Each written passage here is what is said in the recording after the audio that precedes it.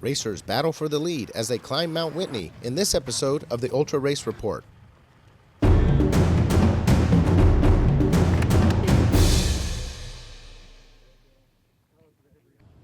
The competition at the front of the 2015 Nutrimatix Badwater 135 is starting to heat up.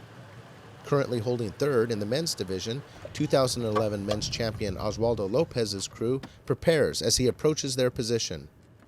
As he gets closer, he shouts to get the cream. He needs a massage. They spring into action like a well-tuned team and take care of business.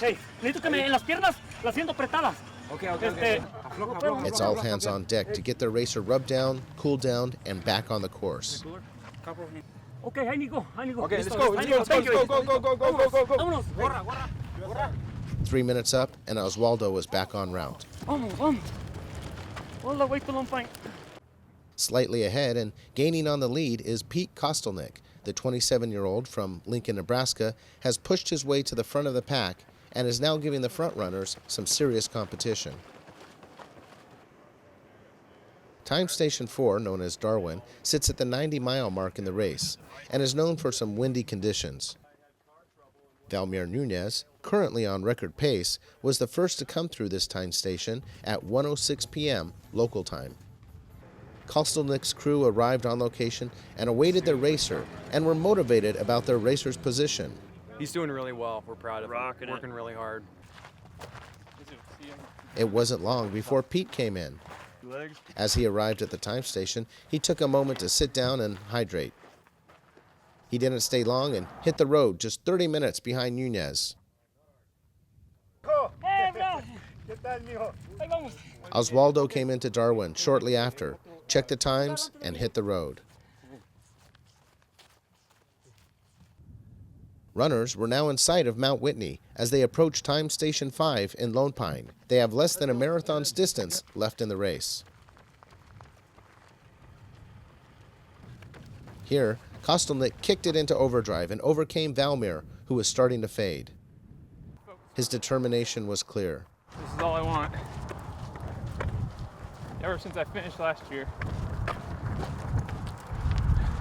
And as the route reached the cutoff at Dolomite Road, Nunez wasn't looking good. At that point, Oswaldo's crew pulled in behind his vehicle.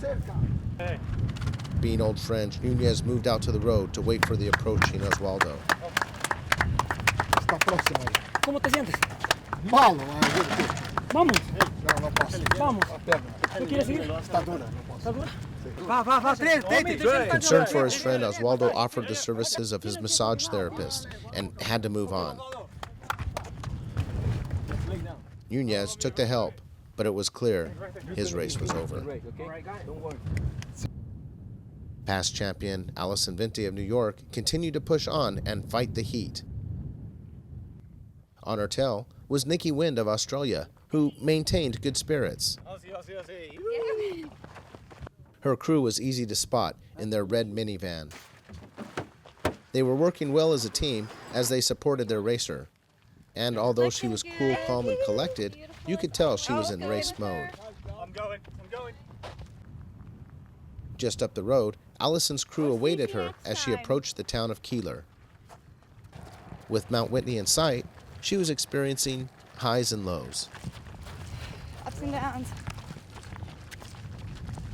And for the first time, was being passed by Nikki's crew as they leapfrogged their racer. Pete Kostelnik, now holding the lead, was approaching Lone Pine. As Badwater fans gathered along the side of the road, you could hear his pacer calling out directions to Pete. Pete's crew set up in the parking lot of their hotel. As he arrived, it was clear Pete was having trouble with his contacts and unable to see for the past few miles. Having to dispose of his contacts because of the high stress of the race, putting in the one he has left goes bad. While this was going on, Oswaldo was approaching Lone Pine. Time Station 5, or race headquarters, is located at the Dow Villa Hotel in Lone Pine, California, and at the 122-mile mark in the race. Pete Kostelnik was the first through this time station as the crowd cheered him on. tight. Good job, guys. Good job. Back in the women's division, Nikki Wind moved into first place, just outside of Lone Pine. Things didn't look so good for Allison Venti. Although she continued to push forward, this year's attempt at Badwater came to an end. Now that Pete Kostelnick has passed Lone Pine, it's just a short 10 miles and a 5,000-foot climb to the finish line. Oswaldo Lopez would do his best to catch him.